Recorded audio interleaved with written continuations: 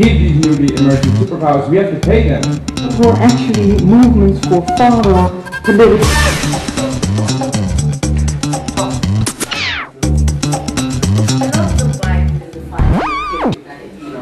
Are we going to have one world? Are we going to have world chaos? Are we going to have whatever? That how can you instill such a common culture, such a shared body of values and norms?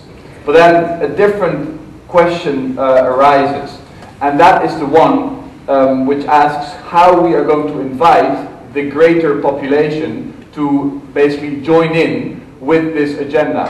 One of the most important things which we need today is to introduce the people to celebrate, to lift up their life, exaltation.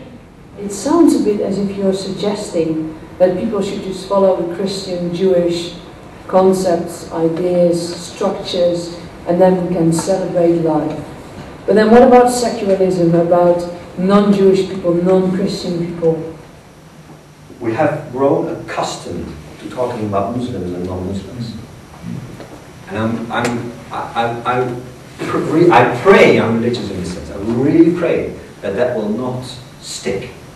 Because then we are getting divisions within a society that I don't want to think of a mayor as a Jew or a Muslim. When I look around me, a lot of people are not going to church, have abandoned their... But I think that the modern biology analysis, based also on brain research in small kids, says the reverse.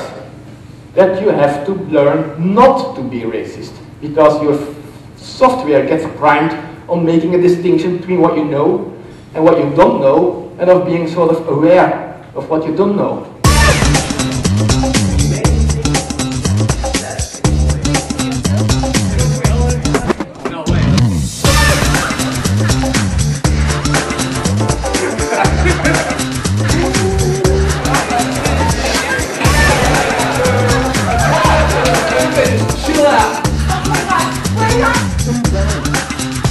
When you're talking about the question of civilizations and the clash of dialogue, when we're talking about East meets West, or in Chinyezu's phrase, the West and the rest of us, that discourse of encounter between Africa and her once colonial European powers is a clash between unequal opponents of unequal development.